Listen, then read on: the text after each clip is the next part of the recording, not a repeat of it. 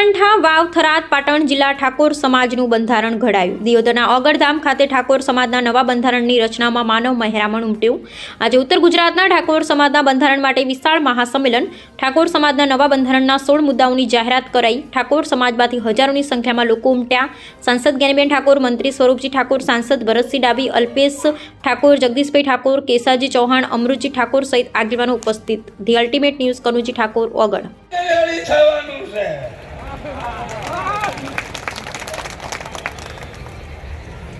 આજે આ આનંદ ઉત્સાહ અને ઉમંગનો પવિત્ર દિવસ અને એક વિનંતી તમારા દીકરા તરીકે હાથ જોડીને કરું છું કે સમાજના જે 14 મુદ્દાનું બંધારણ છે એ બંધારણનો અમલ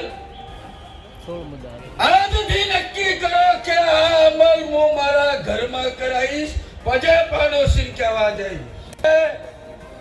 વિસ્તૃત કઈ વધારે ના કહેતા, પણ સમાજની એકતા, સંગઠન, સંસ્કાર એ જ આપણા સૌની વિકાસની સાચી શક્તિ છે।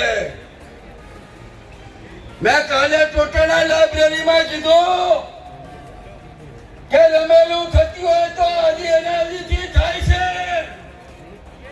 ગોળને જીના પિયારા પીવાય છે।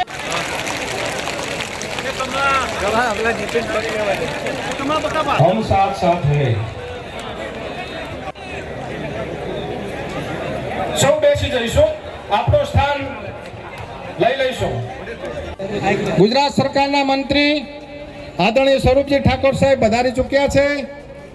આપણે વચ્ચે રાધનપુર મત વિસ્તારના લોકપ્રિય ધારાસભ્ય આદરણીય લવિંગજી ઠાકોર સાહેબ પધારી ચૂક્યા છે।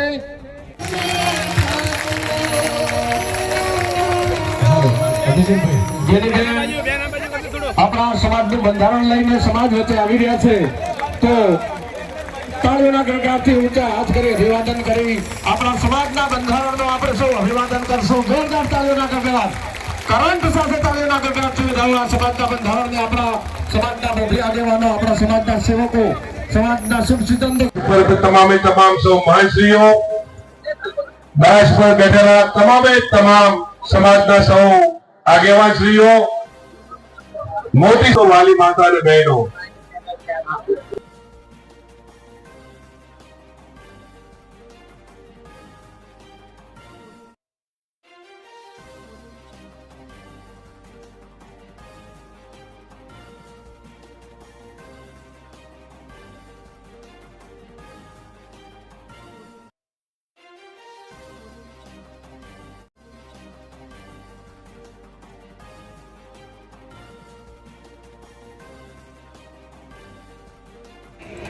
સર્વ રાજકીય પક્ષોના પ્રતિનિધિઓની સહમતીથી તેમજ જિલ્લાના ઠાકોર સમાજની પરવાનગીથી બંધારણની કોપી આપણી સમક્ષ મૂકી રહી છું।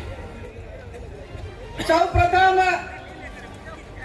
બંધારણ 1998માં એમને ખબર પડી જોઈએ કે એમણે આખી જિંદગી જે સમાજ માટે મહેનત કરી, એ સમાજ આજે ખૂબ આગળ વધ્યો છે। બોલો સદારામ બાપાની જય। તમારા અવાજમાં કરંટ હોવો જોઈએ અને આજે ઓગણનાથ ભગવાન આપણે એક સંગઠન ઊભું કર્યું હતું, ગુજરાત ક્ષત્રિય ઠાકોર સેના। એના થકી આપણે સૌએ ખૂબ જ આમાં સુધારો લાવ્યો છે। ઠાકોર સમાજે એમાં પણ ઘણો સુધારો, પણ હજુ પણ ક્યાંક જે બેને વ્યથા નક્કી કરી છે, એ વ્યથા આપણા આગળ મૂકી છે, એને ચુસ્તપણે પાલન કરીશું।